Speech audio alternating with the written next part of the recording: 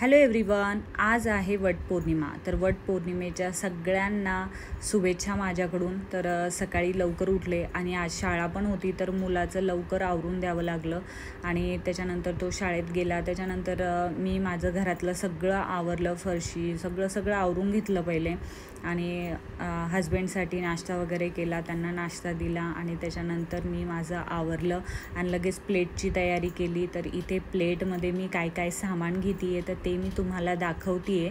तर इथे पहिले हळदी कुंकू घेतलं आहे, मी ओटीचं सामान घेतलं आहे आणि छोटा तांब्या घेतला आहे, पाणी घेतलं आहे त्याच्यामध्ये.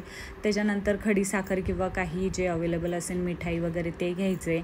त्याच्यानंतर भिजलेली डाळ घेतली मी. आमच्याकडे कसं जेव्हा वटपौर्णिमा असते ना तर तेव्हा भिजलेली डाळ आणि त्याच्यामध्ये थोडीशी साखर, डाळ ही हरभऱ्याची आहे तर ती घ्यायची आहे. त्याच्यानंतर कापूर घेतला आहे, आरती घेतली आहे, परत एक आंबा जो आहे तर तो म्हणजे वाटीमध्ये गहू आणि एक आंबा, तर ते आपल्याला सुहासिनीची ओटी भरायची असती, म्हणजे दुसऱ्या बाईची एखाद्या ओटी भरायची असती तेव्हा ती पण मग आपली ओटी भरते. तर असं मी 5 आंबे घेतले होते कारण की आमच्याकडे 5 जणींची ओटी भरतात. आणि एक पीस आणि आंबा जो आहे तर जेव्हा आपण वडाची पूजा करतो ना तर तेव्हा तो आंबा लागतो. आणि त्याच्यानंतर अगरबत्ती, फुलं असं सगळं घेतलं आहे. आणि त्याच्यानंतर मी ताटामध्ये तुम्हाला दाखवायला विसरले, पंचामृत पण घ्यावं लागतं. पंचामृत नसेल तर किंवा दूधही घ्यावं लागतं, जेव्हा आपण वडाची पूजा करतो तर तेव्हा ते लागतं. तर इथे सगळं जे ताट आहे तर ते बनवून तयार झालं आहे. आता मी पण तयार झाली आहे. त्याच्यानंतर पहिले मी ताट तयार केलं, म्हणजे कसं आहे जे पण आपण विसरतो ना तेव्हा आठवणीने आपण एक वस्तू ठेवत असतो. तर पहिले मी ताट तयार केलं आणि जे पण विसरले होते, जसं मी विसरले होते की पंचामृत घ्यायचं आहे तर ते मी घेतलं. पंचामृत जर तुमच्याकडे नसेल तर दूध पण एकदम बेस्ट आहे, थोडंसं दूध घ्या, चांगलं असतं. त्याच्यानंतर मी मंदिरामध्ये गेले. मंदिरामध्ये बघते तर खूप गर्दी होती, खूप अशी गर्दी होती. माझा बराचसा वेळ तिकडेच गेला. आणि त्याच्यानंतर घरी आले, स्वयंपाक बाकी होता, स्वयंपाक करायचा होता. तर लगेच ताट जे आहे तर सगळ्या वस्तू जिथलच्या तिथे ठेवून दिल्या, पूजेचं सामान पण सगळं ठेवून दिलं व्यवस्थित. आणि त्याच्यानंतर लगेचच म्हणजे मी डाळ तर जाण्याच्या पहिले टाकून दिली होती, म्हटलं आल्यावर लगेच आपण पुरण वगैरे बनवून घेऊ. तर इथे मी काय केलं होतं, ज्या वाटीने मी डाळ घेतली होती ना तर त्याच वाटीने मी इथे गूळ घेतला आहे. जर तुम्ही साखरेचा वापर करत असेल पुरणपोळीमध्ये तर साखर जी आहे तर ती थोडी कमी घ्यावी, म्हणजे जास्त गोड होत नाही मग.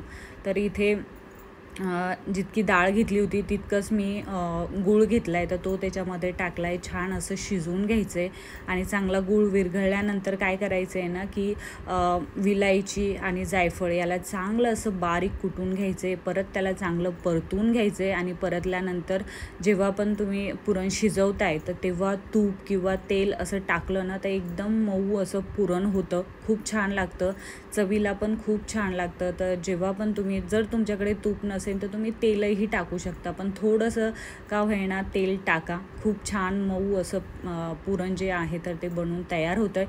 तर इथे पुरण जे आहे तर ते मी बनवून घेतलेलं आहे. तर मस्त असं एकदम मऊ असं पुरण झालेलं आहे, एकदम व्यवस्थित ते शिजलेलं पण आहे. त्याच्यानंतर लगेच मी आमटीची तयारी केली, आमटी वगैरे बनवलं आणि आमटीला पण छान तडका दिला. आमटी झाली, एका साईडने ठेवून दिली. त्याच्यानंतर लगेच रस पण बनवून घेतला थोडासा. रस जो आहे तर तो आमच्या घरी खूप आवडतो, घरी म्हणजे मलाच खूप आवडतो रस, तर मी लगेच बनवून घेतला आणि फ्रीजमध्ये ठेवून दिला.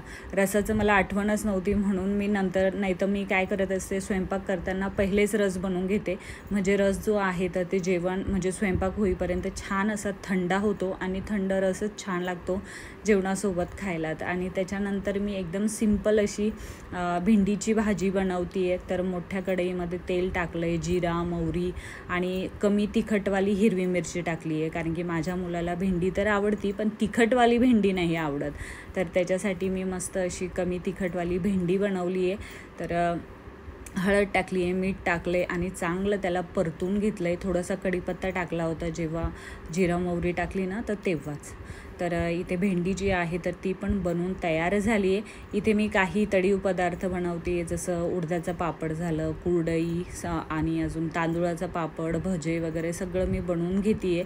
तर इथे पहिले मी उडदाचा पापड तळला ना तर याची मी रेसिपी टाकलेली माझ्या यूट्यूब चॅनलला, तुम्ही तो व्हिडिओ नक्की बघा आणि नक्की बनवा पापड. खरंच खूप छान बनतात आणि एकदम खूप छान तर लागतातच, पण खूप दिवस टिकतात पण, खराब वगैरे होत नाही, जाळे वगैरे लागत नाही. मस्त असे उडदाचे पापड आहे तर ते बनवून तयार होतात. तर इथे मी तांदूळाचं पापड तळला आहे, तर त्याचा पण मी व्हिडिओ टाकलेला आहे, तो पण तुम्ही बघू शकता. अजून पण पापड जे आहे तर ते किती छान असे फुलत आहे. बरेचसे दिवस झाले पापडला बनवून, पण काही खराब झाले नाही, व्यवस्थित ते मस्त. आणि मेन म्हणजे मी त्याला म्हणजे असं थोडंफार जे पण घरामध्ये काय 15-20 मिनटं ऊन येतं ना, त्याच उन्हामध्ये ते पापड बनवलेले आहे. तर तुम्ही तो व्हिडिओ नक्की बघू शकता. तुमच्यासाठी खूप गरजेचा असू शकतो, तुम्ही बघितला तर तुम्हाला वाटेनच. तर त्याच्यानंतर मी इथे सगळं उडदाचा पापड झाला, तांदूळाचा पापड झाला, परत कुरडई झाली, सगळं तळून घेतलं. त्याच्यानंतर मस्त असं पीठ एकदम सॉफ्ट असं पीठ मळून घेतलं, काही पुऱ्या बनवून घेतल्या. त्याच्यानंतर लगेच मी इथे पुरणपोळी बनवते आहे. तर लगेच मी नैवेद्याचे जे ताट आहे तर त्याची तयारी करत होते पहिले. पटपट मस्त अशा 2 चपात्या जे आहे पुरणाच्या तर त्या बनवून घेतल्यात. पुरी इथे मस्त टमटम फुलली आहे तर त्या पण बनवून घेतल्यात पुऱ्या. आणि त्याच्यानंतर मस्त अशी एकदम वरतून क्रिस्पी आणि आतून जे पुरण आहे तर ते मऊ असं मस्त अशी पुरणाची पोळी झाली होती. खरंच खूप टेस्टी लागत होती. जर तुम्ही ही पद्धत तुमच्यासाठी नवीन वाटत असेल तर तुम्ही नक्की ट्राय करून बघा. खरंच खूप सोपी आहे आणि झटपट होणारं पुरण आहे, जास्त वेळ लागत नाही. तर इथे सगळा स्वयंपाक जो आहे तर तो बनवून तयार झाला होता. आणि थोडंफार गॅस ओटा, एवढा सारा स्वयंपाक बनवला आहे तर थोडा गॅस ओटा खराब होतोच, तर साफ करून घेतलं त्याला लगेच आणि लगेच प्लेटची तयारी केली आहे मी. तर इथे आमरस जो आहे तर तो फ्रीजमधून काढला होता. मस्त असा थंड आमरस झाला होता. त्या पहिले मी इथे आमरसाची वाटी ठेवली आहे, नंतर आमटीची वाटी ठेवली आहे, दूध ठेवलं आहे, दूध याच्यासोबत पुरणपोळीसोबत दूध ठेवलं आहे, भेंडीची भाजी ठेवलेली आहे बनवलेली, मस्त अशी सिंपल अशी भेंडीची भाजी बनवली होती. आणि त्याच्यानंतर भात ठेवला आहे, भात थोडासा ठेवला आहे. त्याच्यानंतर पाण्याचा तांब्या आपल्याला ठेवायचा आहे. त्याच्यानंतर मी इथे पुरणपोळी बनवली होती ती ठेवली आहे आणि मिरची भजे ठेवले आहेत.